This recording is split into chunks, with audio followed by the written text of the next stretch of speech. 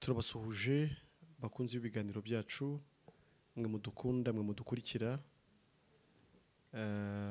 kandi mukatwereka ko turi kumwe. Turabasuhuje kandi turabashimiye.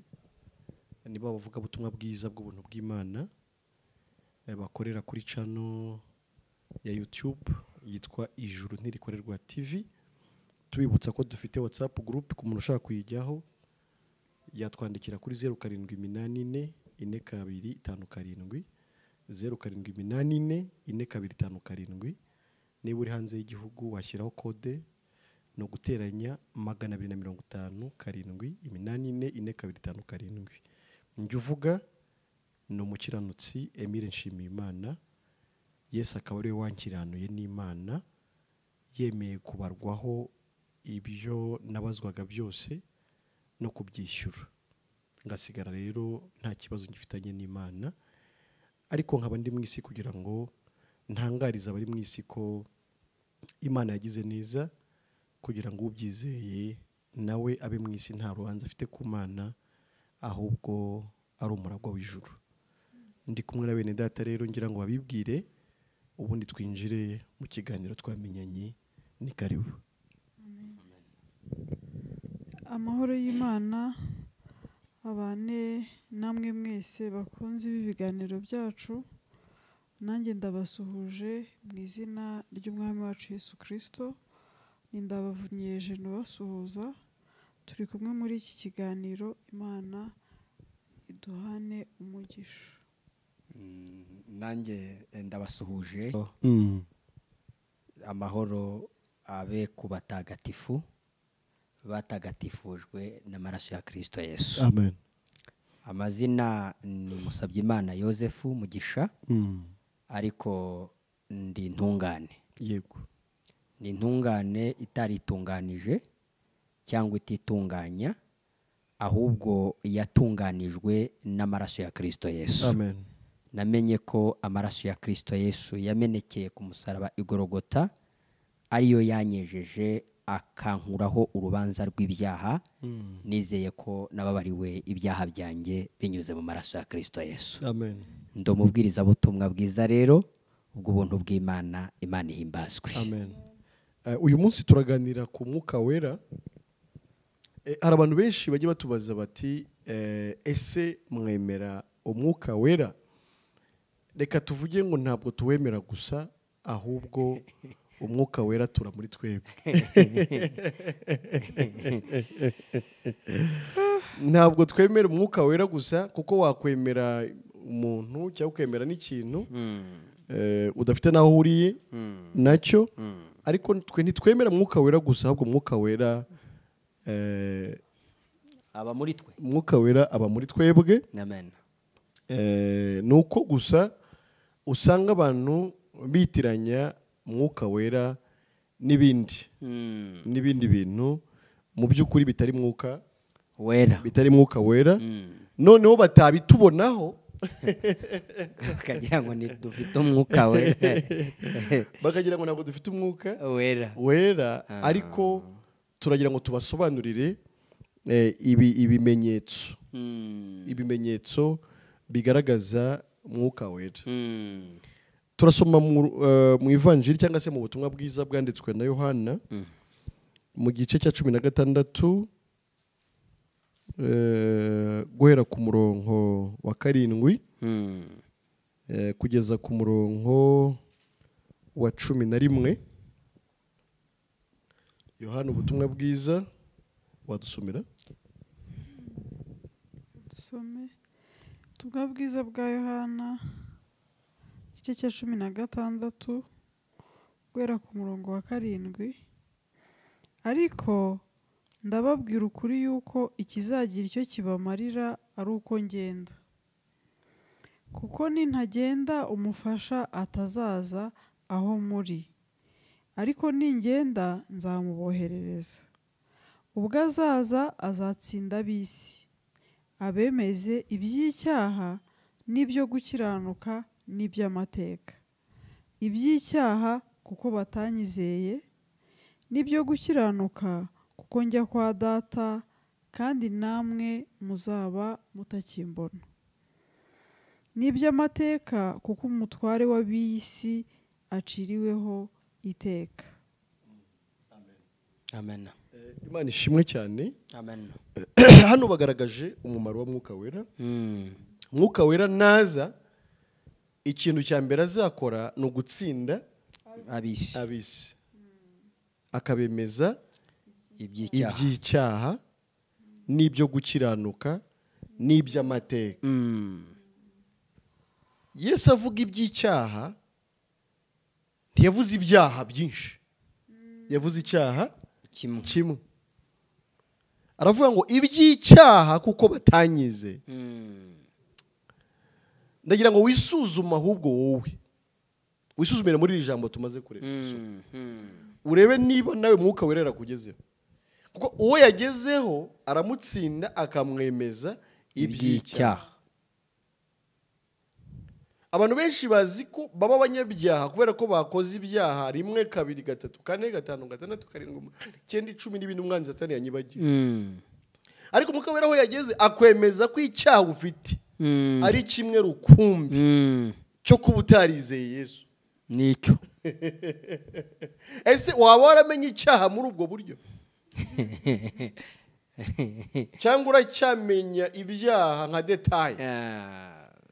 Niba ukiri muri detaye rero ntabwo Mwuka Wera araza. Ikindi abakozi ba shitani bakubwira ngo bakurondoye, ngo bakurondoye ngo ubusambanyi, ngo bakurondoyeho ngo ubuhehesi, ngo bakurondoyeho ngo kwifuza, ngo bakurondoyeho ngo kwibaza ku murimo w'Imana, ngo bakurondoyeho n'ibindi. Uzi Mwuka Wera uri umwuka wa shitani. Mwuka mubi. Mwuka Wera naza azakubwira ikibazo kimwe ufitanye n'Imana. Yego. Nicyo kuba utarizeye nde? Yesu. Abavugishwa b'Imana mugani w'abashingantahe. Abantu bavugishwa n'Imana, abantu bakoreshwa na Mwuka Wera.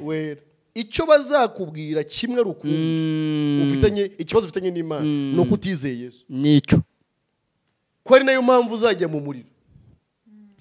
No kutizeye Yesu. Ariko reka mpindukirana abandi bantu bavuga bati no, Yesu yapfiriye abantu bose bazajya mu ijuru. Iby'icyaha kuko batanyizeye. Nibyo yarabapfiriye, ariko abataramwizeye ubwo baracyafite icyaha. Baracyafite icyaha. Ubwo utabyumva atyo nawe ntafite Umwuka Wera. Niyo yakwiyita uwera. Niyo yakwiyita Wera. Kuko Mwuka Wera naza azamenyesha abantu ko bafite icyaha cyo kutizera Yesu. Icyo. Uvuga ngo nta cyaha abantu bafite ngo baze ngo bazajya mu ijuru. Uwo si Mwuka Wera. Uwo nawe ndamuvugaho. Ntabwo ari Mwuka Wera umukoresha. Ntabwo ari Mwuka Wera. Mwuka Wera naza rero azatsinda ab'isi, abemeza iby'icyaha n'ibyo gukiranuka n'iby'amateka. Nanone gukiranuka, abantu bazi gukiranuka nko gukora imirimo runaka 1 2 3 4 5 6 7 8 9 10. Nkuko bazi ibyaha nanone mu madetaye, ni nako bazi gukiranuka nk'amadetaye. Kandi ni nako bavuga iri jambo. Yego. Iri jambo benshi yo bari kubwiye baravuga ngo kandi ngo haranditswe ngo Umwuka Wera ngo naza ngo azatsinda ab'isi ngo abemeze ngo iby'ibyaha. Ariko se abantu Petero yavuze ngo bajye bagoreka ibintu Pawulo avuga, ariko ngo ni nkuko bagoreka ibyanditswe biri. Icyo ngicyo kinyibukije cya kintu bajye bavuga ngo ntabwo naze ngo ni gukuraho amategeko ngo cyangwa ibyahano, ngo naje ngo kuyakomeza.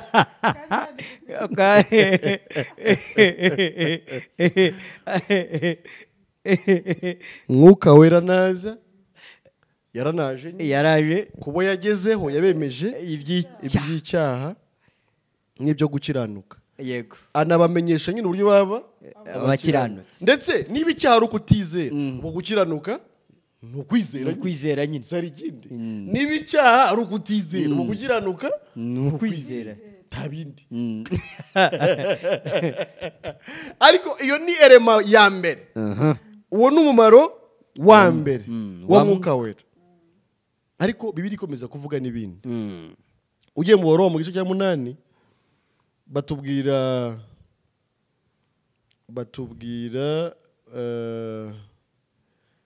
undi mumaro ku murongo wa 15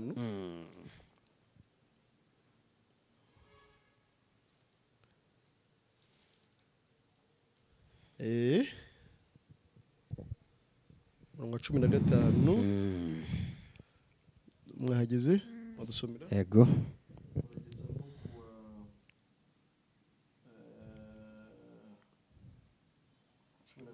yego Abaroma igice cya 8 umurongo wa 15 na 16 haranditse ngo kuko mutahawe umwuka w'ububata ubasubiza mu bwoba ahubwo mwahawe umwuka ubahindura abana b'Imana ubatakisha uti Abba data. Umwuka w'Imana ubwe ahamanya n'umwuka wacu yuko turi abana b'Imana. Amen. Amen. Amen. Aha naho barongeye bavuze umumaro wa mwuka wera ariko bavuze imyuka ibiri. Hari umwuka w'ububata ushyira abantu mu bwoba. Ubwo urahari. Ni wa wundi mu byumba uburimwo uriya mwuka ubuvuza ubuhuha irabahusha Imana siso wanyu heruka kwica Dawidi heruka kwica Kora na Biramu hirya hangaha heruka gukubita gukumbanya Herode yaramukumbanije ntabwo ikina irarakaye inzu yanjye siribatiro uwo mwuka wuhibo hirya hangaha nushyira abantu mu bwoba. Reka mvuge ngo umuntu wese ucyumva Imana nk'izamurimbura umwuka afite ntago ari umwuka wera. Umuntu ucyumva afite ubwoba bw'uko apfuye yajya mu muriro. Ahandi Bibiliya iravuga mu Baheburayo mu gice cya 2 ko Kristo yatubatuye mu bubata bwo gutinya urupfu twahoze muhereye kera ku kuvuka kwacu. Ariko umuntu ucyumva ko apfuye yajya mu muriro afite wa mwuka umushyira mu bwoba. Uwo rero si umwuka uva ku Mana. Ahubwo twahawe umwuka uduhindura abana b'Imana. Ariko se kandi yego ni gute uvuga ko ufite umwuka wera? Yego usibye ko twe nyine tubizi ko utabara umwuka wera. Yego turagira ngo duha abantu umucyo kuri iki. Umuntu akajya akitera hejuru ati wiwi ati zezeya ati mora ati nduwiteka ndavuze ngo nguhaye inzu nduwiteka ndavuze ngo nguhaye abana nduwiteka ndavuze ngo nguhaye imyenda cyangwa se nduwiteka nkurondoye ibi nibi. Hanyuma umaze kubivuga wamubaza tuti ariko nonaha upfuye wajya mu ijuru bizimana agahita akubwira ngo bizi Imana. Kandi bavuze ngo umwuka wacu uhamanya n'uw'Imana ko turi abana b'Imana. Ntiwumva ko icyo wowe bari kubwira ngo ibi niba ukagira ngo ni umwuka wera umukoreramo. Ntiwumva ko wari umwuka wa shitani. Niba nawe ubwo atihamiriza ko ari umukiranutsi yihamirize ko ari umwana w'Imana bidasubirwaho yihamirize ko iwabo ari mu ijuru uwo mwuka umukoreramo si umwuka uva ku Mana. Twego twahawe umwuka uva ku Mana uduhindura abana b'Imana. Ngo ni nawe udutakije ni utuma tuvuga ko turi abadata ko turi ab'Imana ko turi abera. Niba utinya kwatura kuri umukiranutsi umwuka ufite ntago ari umwuka wera. Ngo nta ntungane ibaho. Ngo niyise ngo umukiranutsi ngo naba nisenga Imana ngo inyabinyoma. None iyo wise umunyabyaha wize inyakuri se. Akanabeshya ngo ariko ngo no muri Bibiliya ngo harimo ijambo rivuga ngo n'intungane ngo bwira ngo 10 ngo 7 ngo 70. Ibyo ntaho biri. Twari tuvuze icya kabiri umwuka wera atumara ubwoba. Amen. agatuma dusabana n'Imana, amen, agahamanya natwe ko turi abana b'Imana. icya kabiri ni uguhamanya natwe, niwe utuma umuntu yihamiriza ko ari umwana w'Imana, kadateze kurimbuka uko byaba kose, ko Imana ari se, amen, kafite umunani mu ijuru. uko gushira amanga Paul avuga ngo ndizeye nicyo gituma mvuga. Uwo mwuka w'Imana niwe utuma tumera dutya. Utawufite ahora mu rujijo no mu rungabangabo. Ni ka kanyoni karitse ku nzira ngo niba nzapfa niba nzakira simbizi. Ntabazi ibye bizaterwa n'ifirimbi ya nyuma aho bazasifura ngeze nzaba ndi muroruje basi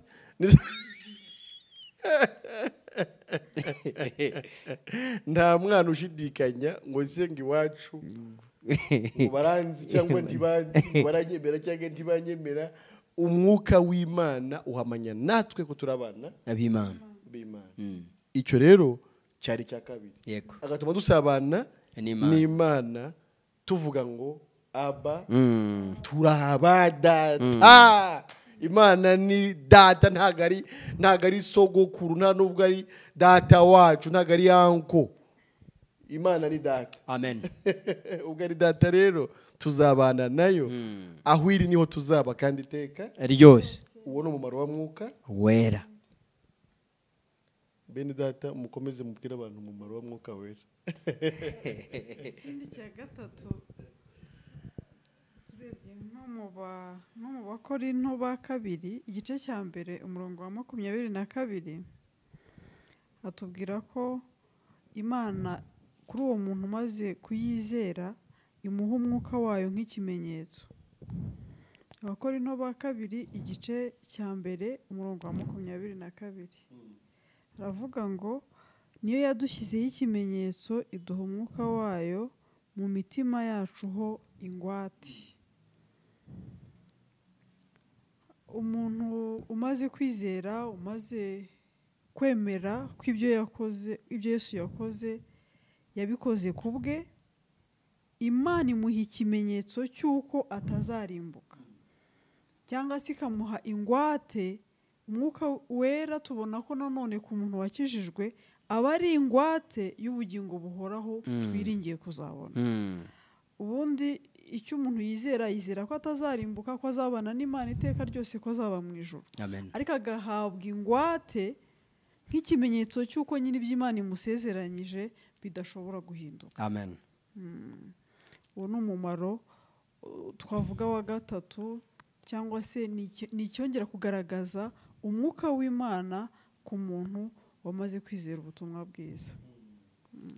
Hari naho nanone hano mu Befeso nabwo igice cyaho cya mbere, yego, nabwo harabivuga nko ku murongo wa 13, yego, havuga ngo niwe namwe mwiringiye, mumaze kumva ijambo ry'ukuri, ari ryo butumwa bwiza bw'agakiza kanyu, kandi mumaze kwizera niwe wabashyizeho ikimenyetso, ari cyo mwuka wera mwasezeranijwe. Kandi mumaze kwizera niwe wabashyizeho ikimenyetso, ari cyo mwuka wera, uwo twahaweho ingwate. Umurongo wa 14, uwo twahaweho ingwate yo kuzaragwa wa murage kugeza ubwo abo Imana yaronse izabacungura ubwiza bwayo bushimwe. Amen. Amen. Urumva ko umuntu yamaze kwizera, yego, amaze gukurwa mu bubata bw'urupfu, yego, amaze kwizera ko yakuweho urubanza n'amaraso ya Kristo Yesu, yego, umwuka wera araza akabyemeza, yego, mu mutima rugakurwamo pe. Iyo umuntu akibaraho ibyaha, iyo umuntu akivuga ko azarimbuka, iyo umuntu acyumva afitanye urubanza n'Imana, yego, ibyo ufite uvuga byitwa umwuka ntabwo ari umwuka wera, ni umwuka mubi, nibyo. kuko aza ari ingwate yo kwemeza ko wakijijwe pe. Iyo ufite ingwate burya uba wizeye icyo kintu. Uba wizeye icyo kintu, uba wizeye ko gihari. Ubu bitete ingwate ngiyi ndayibitse. Umwuka wera rero ni nk'urupapuro. Yego. Umuntu wakijijwe ababitse avuga ati ngiyi ingwate ndayifite, ndayibitse, irasinye, n'abagabo bo guhamya barabihamije ngibi. Yego rwose. Ari naho Yesu avuga abwira abigishwa be mu byakozwe n'intumwa igice cya mbere ku murongo wo 8 avuga ngo icyakora muzahabwa imbaraga, umwuka wera nabamanukira, nibwo muzaba abagabo bo kumpamya. Nabwo abantu bajya bigira ngo ni abagabo kubera ko bazi kuvuga, ko na benshi biyita bavuga butumwa, nabo bakibwira ngo ni abagabo bo guhamya. Oya muzahabwa imbaraga, umwuka wera nabamanukira, muzaba abagabo bo kumpamya i Yudeya, i Samariya, ndetse no kugeza ku mpera z'isi. Ibyo umuntu ahamya wahawe umwuka wera, ahamya iby'urupfu rwa Yesu n'umumaro rwakoze, ko Yesu yihizeho ibyaha by'abari mu isi, amaraso ya Yesu akameneka, abantu bakababarirwa ibyaha, bakabihabwa no kwizera. Uwo ni we muntu ufite umwuka wera, ni nawe ubaye umugabo nyamugabo. Nawe uhamya ngo amazu, uhamya ngo wuriye indege, uhamya ngo iraguteturuye, uhamya ngo ikwicaranyije n'ibikomangoma, uhamya ngo igukuye mu cyaro ikakujyana mu mujyi. Uyu wose umwuka wera, wose n'umugabo nyamugabo. Cyane ko twabonye iby'umwuka wera ahamya, bari babivuze n'ubundi muri Yohana. Yego. Ngo abwira abantu iby'icyaha n'ibyo gukiranuka n'iby'amateka. Yego. Ubwo rero uhamya ibindi bitari ibyo ntago agira mwuka wera.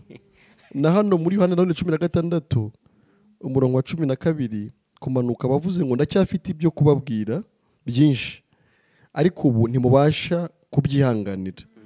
Uwo mwuka w'ukuri naza azabayobora mu kuri kose, kuko atazavuga kubwe, ahubwo ibyo azumva nibyo azavuga, kandi azababwira ibyenda kubaho. Uwo azanyubahiriza, kuko azenda ku byanjye akabibabwira. Ibyo data afite byose ni ibyanjye, nicyo gitumye mvuga nti azenda ku byanjye abibabwire. Amen. Amen. Ndashaka kuvuga aha Yesu yavuze ko mwuka wera naza azenda ku bya data akabiduhereza. Nanone iyo duhamya ko twahawe ijuru ku buntu kandi tukabihamya dushize amanga, ugasanga isi ntibisobanukiwe, ibi nabyo ni ibintu nyine twaheshejwe na mwuka wera.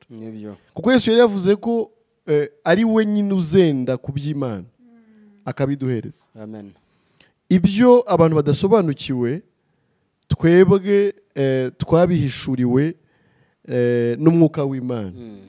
Ariko ibi biratujyana n'ubundi no mu Bakorinto nanone ba mbere mu gice cya 2 umurongo wa 12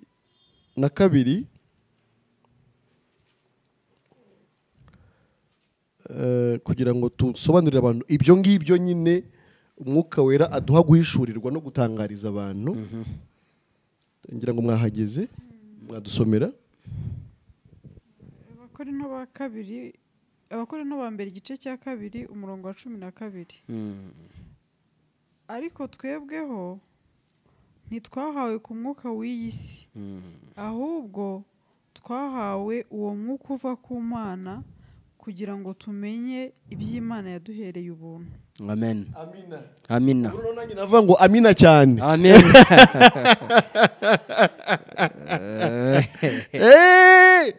Hariho umwuka w'iyi si akanamenyesha abantu iby'iyi si.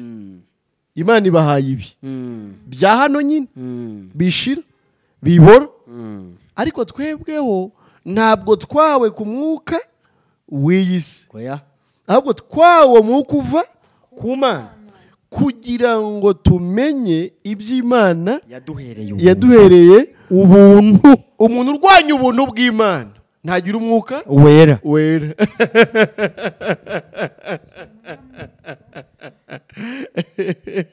amen Abahawe umwuka wera boho yatumye duhishurirwa iby'Imana yaduhereye ubuntu mbese ko Imana yaduhaye ijuru ku buntu ese ubundi ni iki Imana yaduhaye ubuntu n'ijuru. Impano y'Imana ni iki? ubugingo buhoraho Muri Kristo Yesu. Twahawe rero uwo mwuka uva ku Mana kugira ngo tumenye iby'Imana yaduhereye ubuntu muri Kristo. amen Utari yagiye yatunga mwuka wera ntashobora guhamya ko ijuru ridakorerwa, ntashobora guhamya ko ijuru twariherewe ubuntu. Icyo nacyo ni ikindi kimenyetso cy'ahantu mwuka wera ari cyangwa cy'ahantu mwuka wera atari. amen amen Ego mwe mudukurikira nyine nk'uko turi abera ni natwe nyine dutunze umwuka wera ubundi ivuko rya kabiri ni ivuko rya mwuka, sibyo? Iyo ubyawe rero mu buryo bwa mwuka nyine uba uvutse mu buryo bwa mwuka wera, nibyo uba ugabanye nyine mwuka wera, sibyo? Ubu nahindutse uwera nawe nyine, nibyo uba uhindutse wera. Iyo ugihamya rero kuri umunyabyaha burya uba ugifite umwuka w'isi, ubu ukiri umunyabyaha nyine ntabwo uba uraba uw'Imana, nibyo. Ariko iyo umaze kwizera Yesu ukagabana ku mwuka wera, reka mvuge ngo nawe uhamya ko Imana yaguhaye ijuru ku bwande, ku bwa Yesu, amen. Sinzi niba hari ikindi mufite guhereza abadukurikiye ku birango biranga mwuka wera kugira ngo nacyo tukibahe ubundi twegera ku musozo. Yego. Umwuka wera iyo nyine amaze kugera mu muntu, yego, icya mbere arangwa n'amahoro. Yego. Aha. Amahoro kubera ko umwuka wera uba noneho haraho ijambo ry'Imana rivuga ngo abo ntibabyawe n'ubushake bw'umugore cyangwa bw'umugabo, ahubwo abo babyawe n'Imana. Nk'uko wari umaze kubivuga, kuko tuba twamaze kubyarwa n'Imana, tubaye abana b'Imana, mwuka wera aba yadutashyemwo, ubwo noneho turangwa n'amahoro.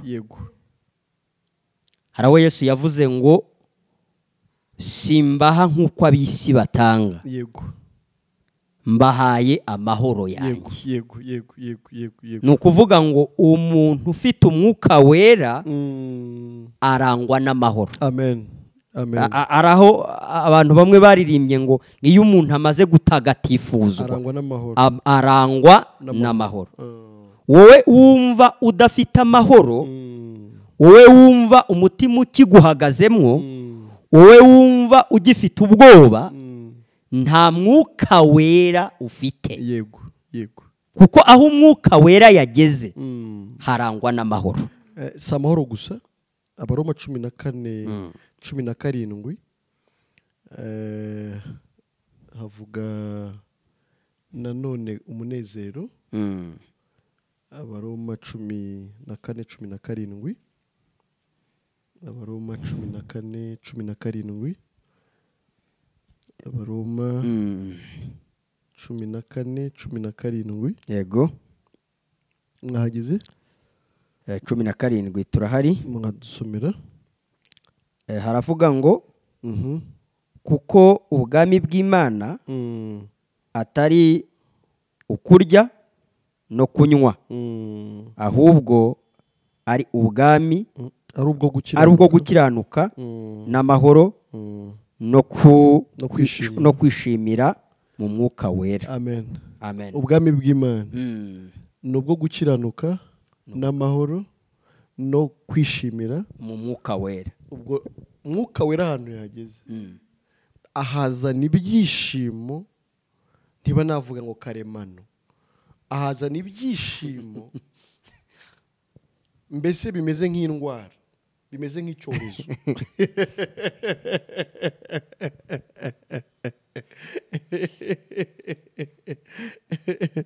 Bimeze nk'icyorezo, aho umuntu yishima mu byago, akishima mu byiza, akishima mu bukene, akishima mu bukire.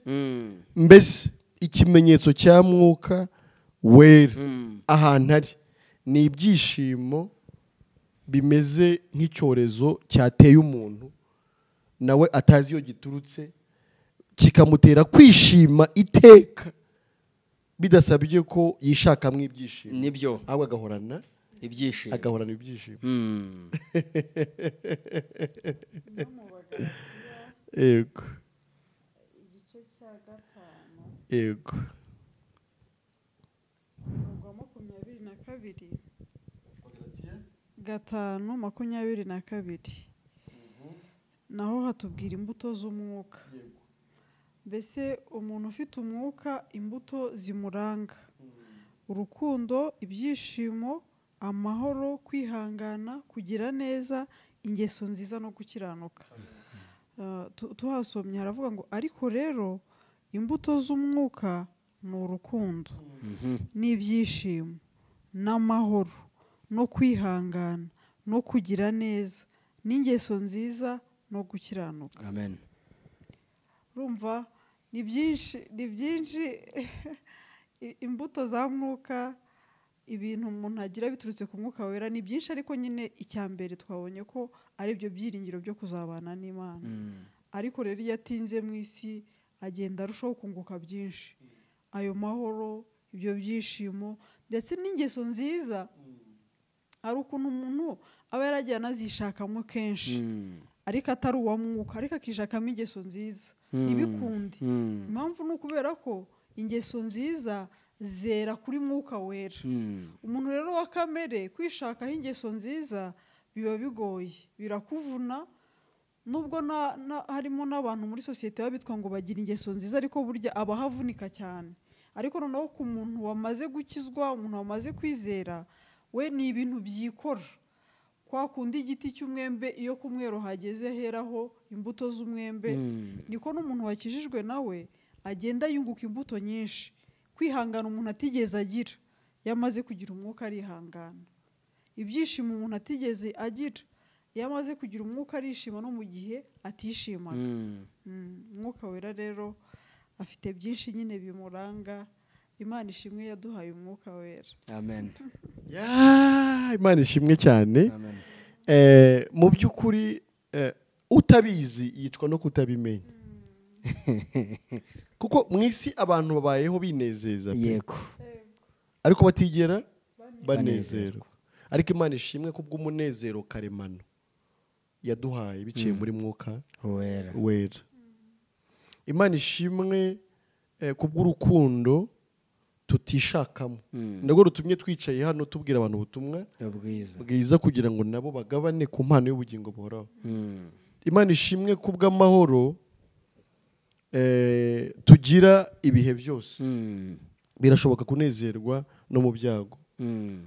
Umuntu anezerewe muri mwuka wera.